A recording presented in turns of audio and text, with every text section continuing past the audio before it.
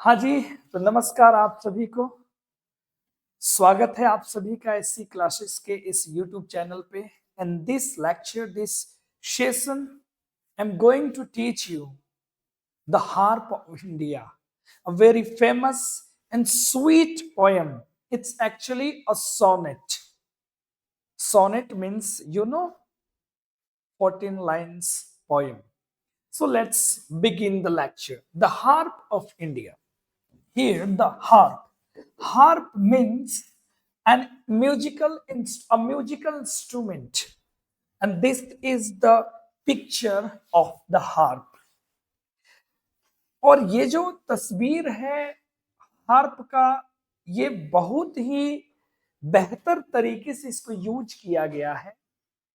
ये जो इसके स्ट्रिंग है ना, ये जो इसके तार है ना, ये बताता है इंडिया की ग्लोरी को, उस समय की ग्लोरी को, जब इंडिया ब्रिटिश रूल की कॉलोनी नहीं थी। मतलब ब्रिटिश रूल अंग्रेजों के पहले के, है ना, सिनेरियो को बताता है, उस समय की पोएट्री को, उस समय की पोएट्स की ग्लोरी को बताता है कि ये जब तार सब स्ट्रिंग सब लगे थे तो कितना मधुर इसमें से स्वीट साउंड जो है, एकदम स्वीट साउंड जनरेट होता था। बट जब ब्रिटिश रूल इंडिया में आया, जब ब्रिटिश लोग इंडिया में आए, तो ये स्ट्रिंग क्या हुआ, ये सब टूट गए। अब टूट गए तो इसकी ग्लोरी, है ना, डिस्टर्ब हो गई। तो ये जो द हार्प ऑफ इंडिया हम लोग पढ़ेंगे, ये एक सोनेट है, एक सोनेट है।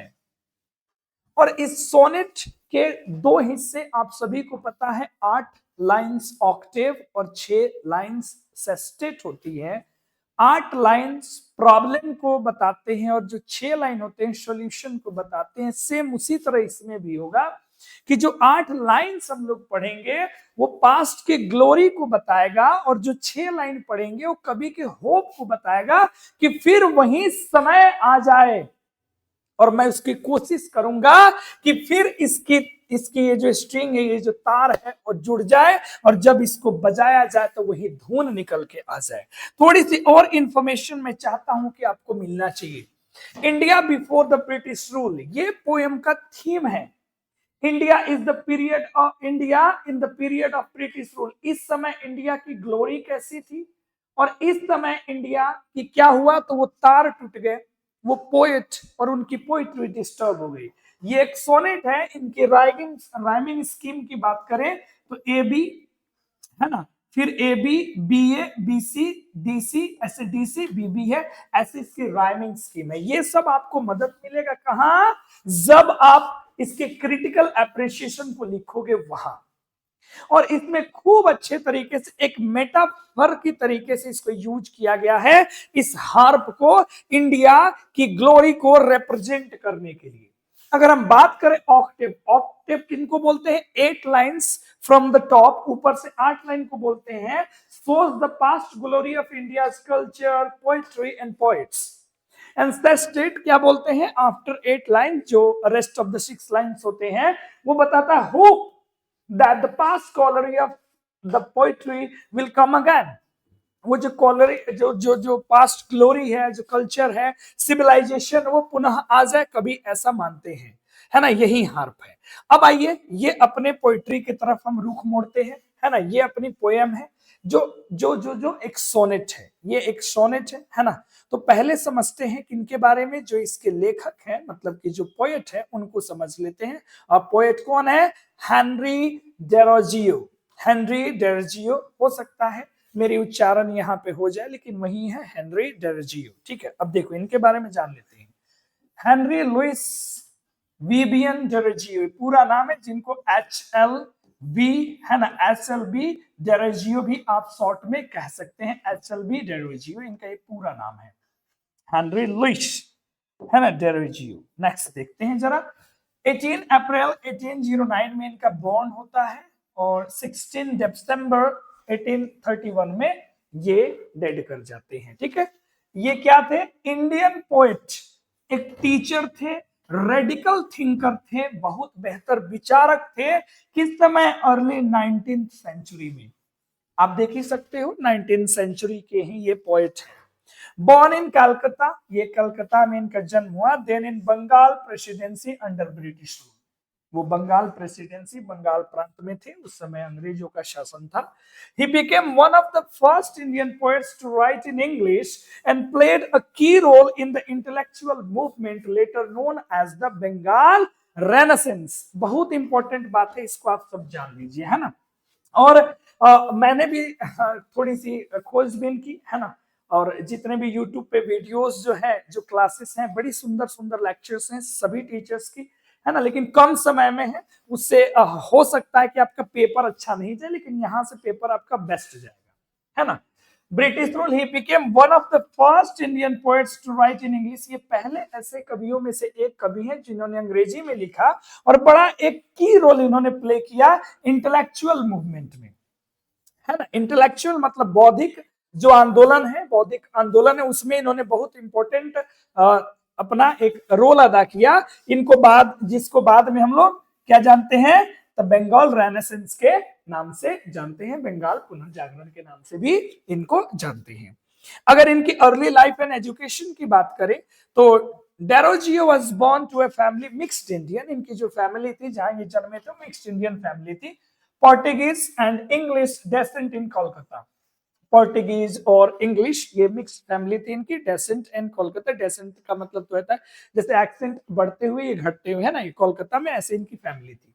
ही कंसीडर्ड हिमसेल्फ इंडियन, लेकिन ये अपने आप को क्या मानते थे? इंडियन मानते थे। ही स्टडीड एट, ठीक है, Drummond's Academy, where liberal teaching and exposure to Western literature shaped his early thinking। जहां लिबरल, है ना, टीचिंग होती थी, स्वतंत्रता पूर्वक पढ़ाई होती थी, और खुलासा किया जाता था किस चीज का? वेस्टर्न लिटरेचर का, जिन्होंने इनके जो प्रारंभिक विचार थे उसको एक आकृति प्रदान किया। अगर हम रोल एज ए टीचर, ये एक टीचर भी थे, हमने शुरू में बताया।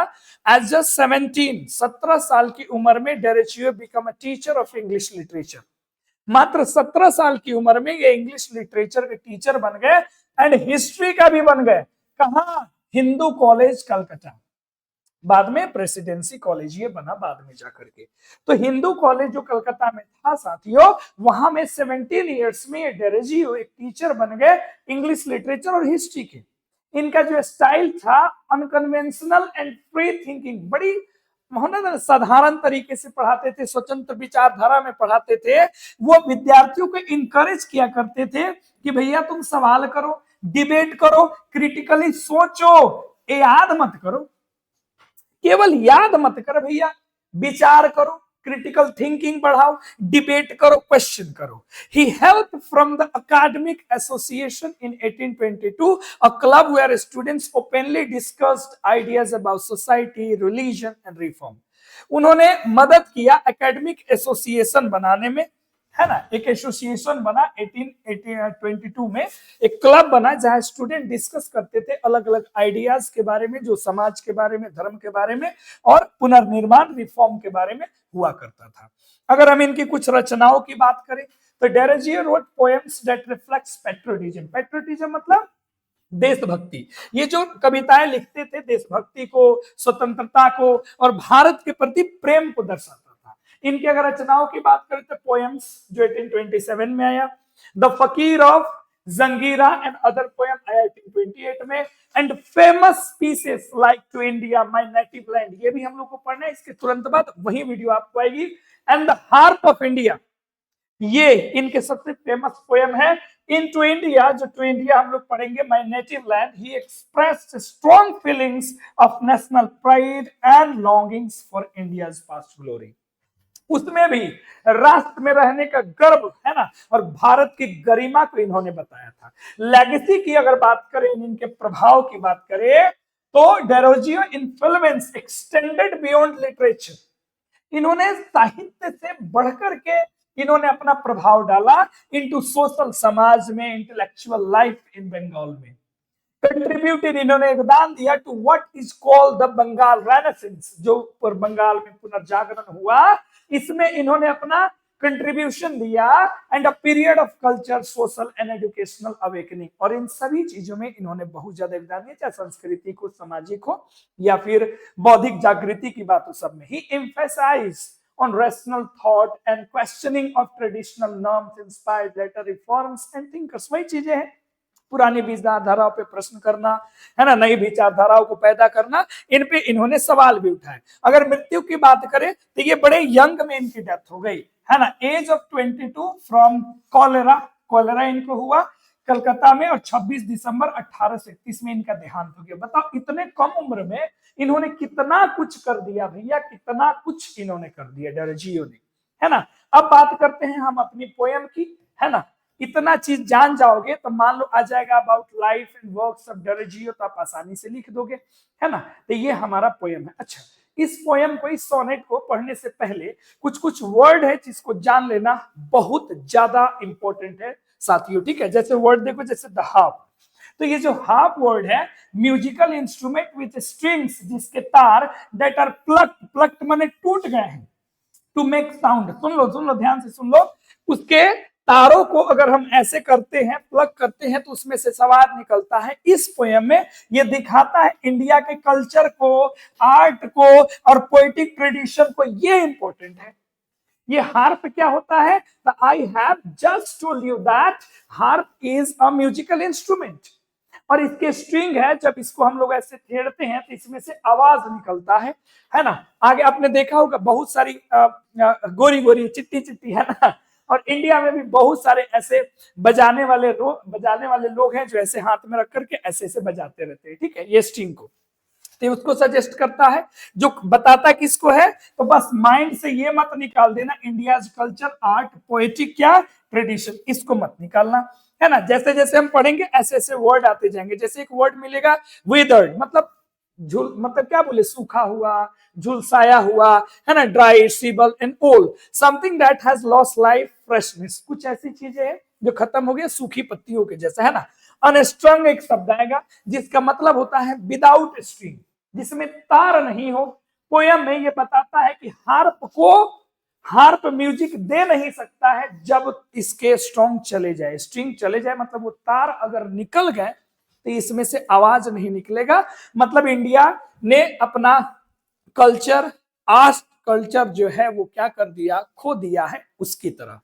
डेजोलेट, एम्प्टी, खाली, लोनली, समझ रहे हो, एकदम अकेला। डेजोलेट का मतलब होता है जैसे आइसोलेट, उसी तरह डेजोलेट याद रखना। रियून्ड मॉन्यूमेंट, मोनूमेंट का मतलब आप जानते हैं, है ना, जो इमारतें होती हैं, और रून मतलब जो बर्बाद हो चुके हैं, broken, destroyed memorial structure. In the poem this imagery so lost glory and neglect. ये बताता है कि जिस तरीके से मान लो पुराने भवन कहीं है, टूट गए हैं, तो लोग इग्नोर कर देते हैं, उस पर ध्यान नहीं देते हैं। ठीक उसी प्रकार ये भी हमारे भारत का जो कल्चर है वो टूट गया है ना, ग्लोरी खत्म हो गई है अंडर द ब्रिटिश रूलर। कोई इस पे ध्यान नहीं दे रहा है। ब्रीज तो ठंडी ठंडी हवा को हम ब्रीज कहते हैं, धीरे धीरे हवा चलती है। और इसमें बताया जा रहा है कि bridge can not awake the harp, showing how silent and unaccepting the harp is.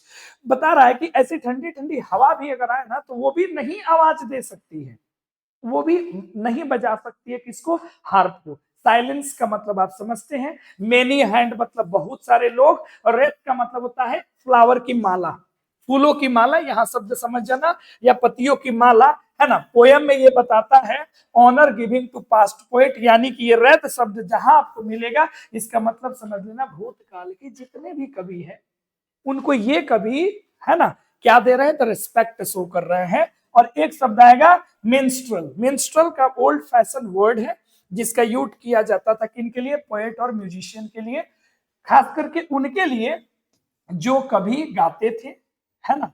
In the poem ये बताता है great poets of India's past culture को। तो जहां भी मिनिस्ट्रल आ जाए तो मिनिस्टर शब्द याद रखना, किसमें मिनिस्टर, जो आर्टिस्ट में मिनिस्टर हो।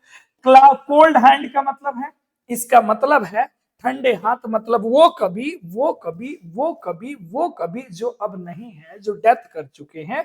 और their hands once played the harp but now are cold, यानी कि वो कभी जो पहले जबरदस्त कविताएं लिखा करते थे, है ना, सूरदास, कालिदास, उनकी बात हो रही है, वो अब नहीं रहे, है ना। और नोट्स का मतलब तो समझते हैं आप, जो धुन है, और डिवाइन मतलब दैवीय पवित्र, है ना। और इसमें एक लाइन आपको मैं बता दूं कि the harp is a symbol of India's art and tradition that is not active now, unstrung, अब बजता नहीं है और वो साइलेंट हो चुका है। तो मुझे उम्मीद है कि इससे आपको पूरा पोएम का मतलब समझ में आ गया होगा। अब बस हमारी फॉर्मेलिटी है कि हम पोएम पढ़ें और आपको डील कर दे। मतलब समझ में आ गया होगा कि एक समय था जब भारत के वो कवि जब अपनी कविताएं लिखते थे, तानसेन कि बुझे हुए दीपक जल जाते थे और आसमान से बारिश होनी शुरू हो जाती थी, आंखों से अश्रु निकलने शुरू हो जाते थे, वो कालिदास का मेघदूत लिख देना, समझ रहे हैं, वो सूरदास, वो रायदास, वो कबीर दास, वो रहीम का लिखना, वो मलिक मोहम्मद जायसी की रचनाएं, समझ रहे हैं, वो रचनाएं जबरदस्त थी उस जमाने की, अंग्रेजों से पहले की बात है। लेकिन जब अंग्रेज सब आया तो ऐसे कवियों की कविताएं गर्त में चली गई और ये कवि होप कर रहे हैं कि ऐसा हो जाए और फिर कोई कोशिश करे और ऐसी कविताएं पुनः आ जाए। अब सुन लो, वाई हैंग, ये हैंग शब्द लटका हुआ है, हैंगस्ट मतलब लटका हुआ है। दाऊ, कुछ शब्द आपको तो पहले से याद होंगे, दाऊ का मतलब होता है यू, है ना, जैसे शब्द होता है दाई का मतलब होता है योर, और दी का मतलब भी होता है यू, है ना। यहाँ ये जो दाऊ है ये सब्जेक्ट होता है, दी जो है वो ऑब्जेक्ट होता है। तो ये कविताओं में हम लोग को देखने को मिलता है। अब ये 19th सेंचुरी के हैं तो ये सारे शब्द तो आपको मिलेंगे ही मिलेंगे। वाई हैगन्स thou lonely on rhythm bough, है ना, ऑन रिदम बॉ, समझो, रिदम मतलब झुलसाया हुआ, बॉ मतलब डाली, मतलब क्यों, अरे क्यों तुम अकेले लटके हुए हो झुलसाई हुए डालियों पर। किसको, उस हार्प को कहा गया। हार्प मैंने इंडिया के पास्ट कल्चर, कवियों की ग्लोरी को, कि वो लटका हुआ है, हाँ, तो झुलसी हुई डालियों पर जिसमें फूल नहीं है। अनस्ट्रंग फॉरएवर, बहुत दिनों से वो बजा नहीं है। Must thou you there remain, और शायद तुम्हें किसी ने ऐसे ही छोड़ दिया है, तुम बजे ही नहीं हो। दाई, तुम्हारी म्यूजिक, योर म्यूजिक मतलब तुम्हारी म्यूजिक, माफ करेंगे जरा सा, ठीक है, तुम्हारी म्यूजिक, बात समझ में आ रही है कि नहीं आ रही है। Your music, thy your music once, कभी वॉज स्वीट, कभी मधुर हुआ करती थी, हु हियर्स इट नाउ, जिसे अब कौन सुनता है। प्रश्न चिन्ह लगा कि कभी तुम्हारी धुन, तानसेन की धुन जबरदस्त सुंदर हुआ करती थी, अब तुम्हें कौन सुनता है। वाई, क्यों, डॉथ का मतलब होता है does, the breath sigh over the in vain, अब क्यों वो हवा बेकार में बहे तुम्हारे ऊपर। साई का मतलब होता है सिसकियां, तो हवाएं सिसकियों की तरह क्यों वेन बेकार में तुम्हारे ऊपर चले कि तुम में से धुन निकली। ये प्रश्न चिन्ह है हमारे वो कल्चर पर कि आज वो ठंड हवाएं भी नहीं है, मतलब वो लोग नहीं है जो इस बीना की तार को बजा सके, इस हार्प के तार को बजा सके। साइलेंस, शांत, हैथ मतलब had, bound the you with her fatal chain, fatal माने घातक, चैन माने जंजीर, दी मतलब यू, बाउंड मतलब बांध दिया गया, हैथ बाउंड, तुम चुप हो जैसे तुम्हें बांध दिया गया खतरनाक जंजीरों में, जकड़ दिया गया खतरनाक जंजीरों में, घातक जंजीरों में। नेग्लेक्टेड, तुम्हें नजरअंदाज किया गया, इसलिए तुम म्यूट हो। एंड डेजोलेट आर्ट दाउ, और तुम डेजोलेट हो चुकी हो, अकेला हो चुकी हो। कौन, वो हार्प नहीं, वो कवियों के संगीत, वो कवियों के कविताएं, अब सब कुछ हार्प की तरह बेकार हो चुका है। ऐसा समय है, लाइक जैसे किसकी तरह, अब यही सारा एमसीक्यू बनेगा, किसकी तरह, तो रूंड बर्बाद हुए इमारतों की तरह। कहा, तो रेगिस्तान वाले समतल मैदान में, मानो कोई मॉन्यूमेंट, कोई कोई इमारत जो ध्वस्त है, बिखरी पड़ी है रेगिस्तान में, वैसी ही तुम्हारी हालत हो चुकी है दहार। ये यहां से अगर करेंगे तो ये 8 लाइन है। ये उस समय की ग्लोरी को कभी बता रहे हैं जो ब्रिटिश रूल से पहले था। और ब्रिटिश रूल के समय इसकी स्थिति एक किसकी तरह, रून्ड मॉन्यूमेंट की तरह हो चुकी है। ये निग्लेक्टेड है, ये साइलेंट है, ये म्यूट है, ये डेजोलेट है, ये बाउंडेड है। फैटल चैन कौन, ब्रिटिश रूल वाले लोग इसमें है। अब कभी यहां से होप की बात करेगा, ओ मेनी हैंड, ना जाने कितने हाथ, मोर वर्दी, ज्यादा लायक हैं मेरे से। कभी यहां कंपैरिजन कर रहा है कि ना जाने कितने हाथ थे, ना जाने कितने कवि थे जो मेरे से अधिक वर्दी, मेरे से अधिक लायक थे। यानी कि ये जो डेरेजियो है ये भी फेमस हो चुके हैं, प्रसिद्ध हो चुके हैं, इनकी कविताएं चल रही, इनकी बुक्स चल रही, इनकी पूरी की पूरी कलेक्शन ऑफ पोइट्री पूरे मार्केट में घमासान मचा दिया हुआ है। ये आज के जमाने में मतलब वायरल हो चुके हैं। लेकिन ये कह रहे हैं कि ना ना ना, अरे बहुत ऐसे हैं जो अब इस दुनिया में नहीं है, हमसे भी लायक, हम तो कुछ नहीं है। वंस कभी दाई योर हारमोनियस कोर्ड्स, कभी जब तुम्हें एक साथ मिल करके बजते थे, जब तुम्हारी तार एक साथ मिल करके बजती थी, स्वीटनेस गेव, उसमें से मधुरता निकलती थी। एंड और many a wreath for them did fame entwine, और उसमें से बहुत सारे फूलों की माला वो कभी, है ना, जो इतने प्रसिद्ध थे उस समय, उनको रिस्पेक्ट दे रहे हैं कि बहुत सारे फेमस थे, ये फूलों की माला के समान थे। A flower still blooming on the minstrel grave, आज भी महान कवियों के कब्र पर ना जाने कितने पुष्प आज भी चमचमा रहे हैं। ये दोनों लाइन से उस पास्ट के कवियों को रिस्पेक्ट दिया कवि ने। Those hands are cold, लेकिन अब वो है नहीं। हैंड्स कोल्ड मतलब अब वो मर चुके हैं। कोल्ड क्या होता है, डेथ का सिम्टम होता है। जब इंसान मर जाता है तो उसके शरीर ठंड पड़ जाते हैं। But if they Dai notes divine, लेकिन अगर दाई योर नोट्स, तुम्हारे नोट जो दैवीय नोट्स हैं, एकदम स्वर्ग के संगीत जैसे जो तुम्हारे धुन है, मे बी बाई मॉर्टल वैकेंट, काश फिर से वो जग जाता, फिर से वो जिंदा हो जाता। हार्प ऑफ माई कंट्री, मेरे देश का ये हार्प, मेरे देश का ये कल्चर, मेरे देश का सिविलाइजेशन। चलो एक बार हम कोशिश करते हैं इसके तार को छेड़ने का, और शायद वो सारे नौजवान कभी कोशिश करेंगे इस तार को छेड़ करके फिर से उस पास्ट के कल्चर को जगाने का।